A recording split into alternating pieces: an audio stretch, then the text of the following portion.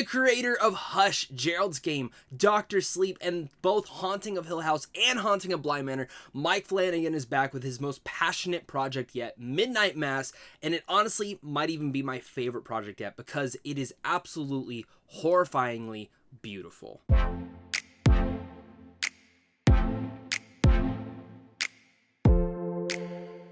What's going on, buddy? Welcome back to a non-spoiler review for Midnight Mass. Now, I say non-spoilers because you are safe. This is a show that deliberately did not show you anything in the trailer. I went through and watched every trailer, clip, anything that's released, and there is so much hidden throughout this entire show, and you want it to stay like that. So a majority of this review will be pretty vague. I'm pretty much just here to give you guys my overall reaction, my review, my thoughts, and just some of the things that I absolutely thought about the show, but I did love this show, and I think a lot of you guys are absolutely going to dig it, especially if you're a fan of Mike Flanagan and any of the projects that he has created in the past. So that's where I want to hear your guys' thoughts down below in the comment section. So make sure to comment down below and let me know your guys' thoughts, as well as making sure to hit that like and subscribe button so we can keep talking movies and TV over here on a daily basis. It's my favorite thing to do. That's why I started this channel, so we can all come together and have a great conversation. So Midnight Mass, it tells the tale of a small isolated island community whose existing divisions are amplified by the return of a disgraced young man and the arrival of a charismatic priest. When Father Paul's appearance on Crockett Island coincides with the unexplained and seemingly miraculous events, a renewed religious fever takes hold of the community, but do these miracles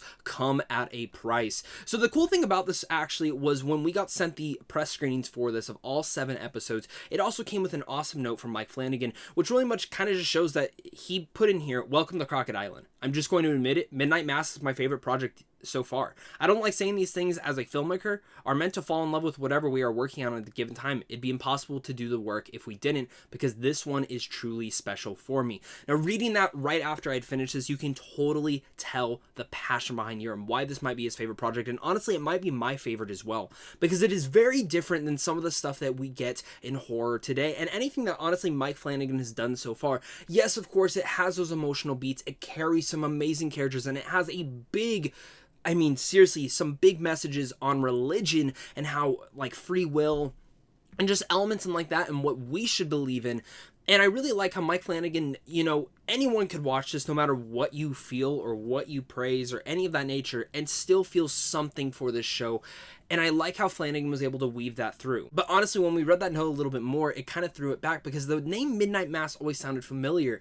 And in fact, in Gerald's Game and the movie Hush, this has been hinted at both twice. It has been his passion project ever since he came into Hollywood, and the fact that now he's been able to make it just puts a big-ass smile on my face. Because as he adds into here, along with the figures who lurk in the shadows whose plans for Crockett Island are far more sinister than we know, this show's about belief shapes our communities and our worlds and our fates. It's a show about faith, fantasticism, addiction, recovery, destruction, and redemption. Every character is really much developed to become one of those main reasons, if not all of them. And they all feel and further out and bring this about because every character has a past to them, and as you learn that past, it starts to really connect and bring stuff together, and you're really much learning about everyone till the very end of the show, to the very last episode, and that goes along for the mystery as well. Because, like I said, I have to stay vague because you do not want to go into the show knowing anything.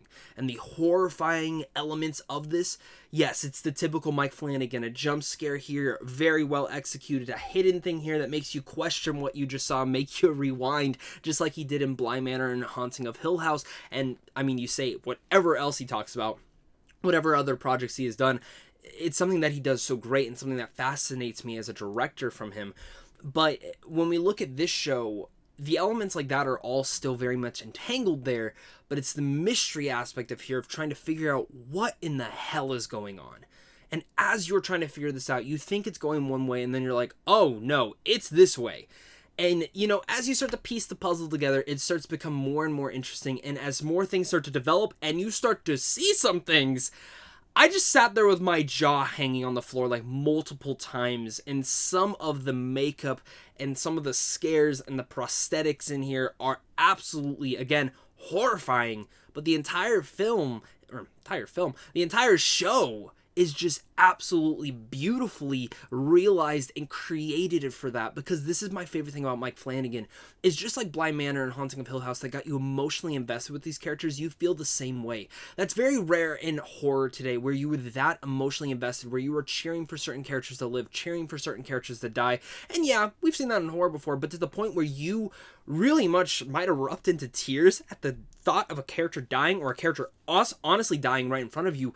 It brings that emotional flair to it, and this might have one of the most emotional endings too. I mean, Mike Flanagan straight up ripped my heart out, made me look at my heart, question my life, and then put it back into me and said, okay, you can finish the show now. And I'm like, God damn, Flanagan, what you doing to me? This show really tells the story of one of the greatest mysteries of human nature, faith itself. How even in the darkness and the worst of it, the absence of light and hope, we sing. This is something that, again, Flanagan sent towards us, and after watching the show, I believe. I'm absolutely floored with what he was able to create in here as a director and a writer, and we've seen him do stuff like this before, but the passion behind here, and again, the way that I can't emphasize enough how he was able to weave this story and make you guessing all the way up until the end, is something just beautiful, but also scary at the same time, because you don't know what's going on. You think it's one way and you're questioning yourself. You're like, I'm pretty sure I know what's going on, but is this actually it? Or is this other thing? And even the people in the town, as stuff starts to figure out, they start to question this too. In episode 5, when I started this show on episode 1, I binged it with pretty much one sitting. I could not stop watching the damn show. And in the fact, the second I finished watching it, I had to start it again, because I needed to watch it again to feel all the way through. So at the time of this review, I've watched it twice. And I'm going to watch it a third time once it comes out on Netflix, because I just need to pick apart every single ounce of it all. Honestly, even though I was hooked by the end of episode 1, because every single episode ends in a way where you must continue watching, episode 5, 6, and 7 blew my damn mind. And just like how Bly Manor and Haunting of Hill House had some of those mind-blowing episodes, 5, 6, and 7 are absolutely all there. I mean, they're each different in the way that it contains its horror elements and the way that it really furthers out the story.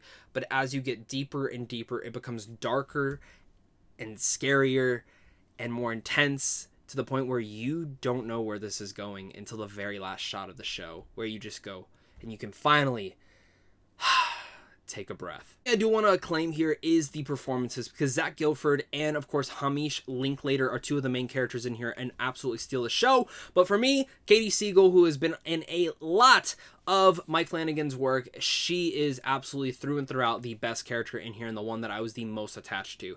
Not to say that none of the other characters is, because this is a big cast of characters. Everyone's going to have their own different one, but I loved her in this as well, and might be my favorite performance she's ever given in the shows. Also, a big shout out to Rahul Kohli, who also showed up in Bly Manor. I love this guy as an actor, and I think he was just fantastic in this as well. Mike Flanagan does it again. Midnight Mass is a near perfection, a mysterious, tense, and unsettling, and honestly, a flat-out near-perfect show once again.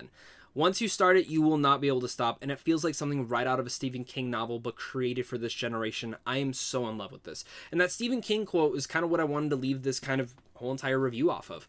Stephen King is one of the most prominent horror creators in all of history.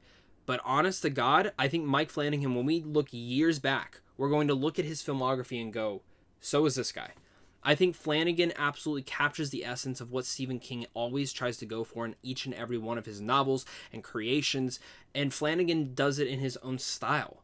But the easiest way to compare it to is Stephen King. Each and every one of his creations has felt like something that Stephen King would have developed back in the day in a book.